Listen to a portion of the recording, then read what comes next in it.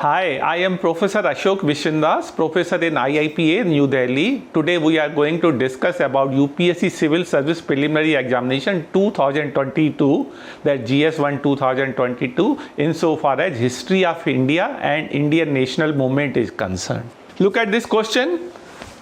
Mongol invasion, Jalaluddin, Alauddin and Muhammad bin Tughlaq. Chengiz Khan was the first Mongol who invaded India and reached the Indus during the reign of Iltutmish in 1221, chasing the prince Jalaluddin. Hence, statement 1 is incorrect. The fourth Mongol invasion during Alauddin Khilji's reign took place only after some months of Alauddin's return from Chittor in 1303 AD. The Mongols, numbering about 120,000 horsemen under the command of Targi, moved so swiftly that the provincial governors could not get time to reach Delhi to help the Sultan. Hence, statement 2 is correct. There are two versions relating to the statement 3. One version says Muhammad bin Tughlaq chased away Mongols. There is another version which says that he bribed Mongols to go back. In either case, statement 3 is incorrect. So, alternative given at B is the right answer. Next question. This relates to reserved and transferred subject.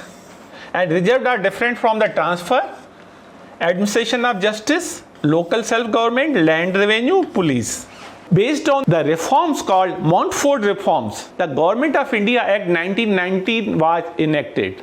Main feature of those, the provincial legislative councils were enlarged and the majority of their members were to be elected. The act introduced diarchy for the executive at the level of provincial government. The diarchy system provided more powers to the provincial government. The subjects which were considered of key importance for the welfare of the masses and for maintaining peace and order in the state were classified as reserved, while subjects in which there were local interests were treated as transferred. So, local self-government that were transferred, others were reserved. So, option given at the C is the right answer. The phenom was a small coin used in South India between the 9th century and 19th century. These small gold coins weighed as little as 0.3 gram and had a diameter of less than a centimeter. Option given at the B is the right answer. Next question. Here we have to identify who among them was actively associated with Ghadar party. Rash Bihari Bose was one of the most prominent leaders of Indian national movement, especially during the extremist phase. He was one of the masterminds behind the Delhi conspiracy case, participated in the Ghadar movement and established the Indian Independence League while in Japan. So, option D is the correct answer. They were not involved in this, so we have to rule out them. And statement 3 is the right answer. Next question. Key point is CRIP mission, Constituent Assembly, Provincial Assembly, nomination and right to sign separate agreement with the Britain. Let us look one by one. The CRIP mission was an attempt in March 1942 by the British government to secure full Indian cooperation and support for their efforts in World War II. The mission was headed by Sir Cripps, a senior left-wing politician and government minister in war cabinet, who had actively supported the Indian national movement. The main proposals of the mission included an Indian union with a dominion status would be set up. It would be free to decide its relation with the Commonwealth. After the end of the war, a Constituent Assembly would be convened to frame a new constitution.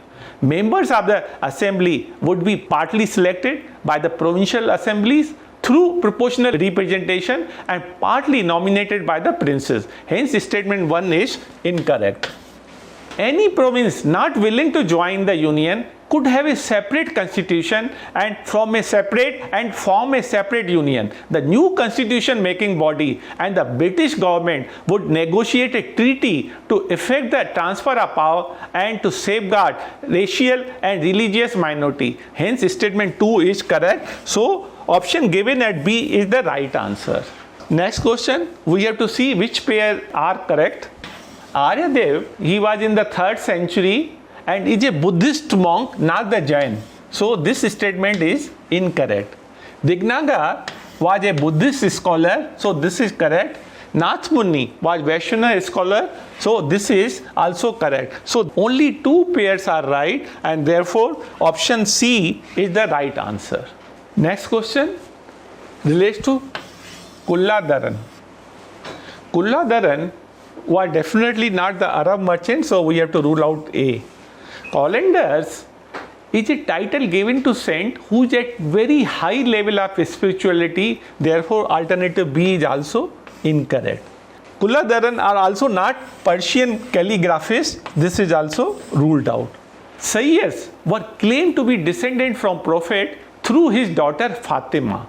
They commanded special respect in Muslim society. The Sayyids was on a pointed cap, that means Kulla, and they were known as Kulla Dharan during Delhi Sultanate. So option D is the right answer. Next question. The Dutch, their factories captured from the Bijapur, English East India Company and representative of Vijayanagar Empire.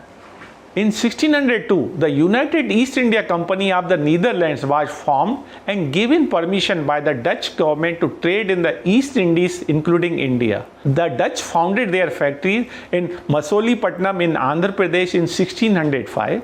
They went on to establish trading centers in different parts of India and they thus became a threat to Portuguese. They captured Nagapatnam near Madras, now called Chennai, from the Portuguese and made it their main stronghold in South India. Hence statement 1 is not correct.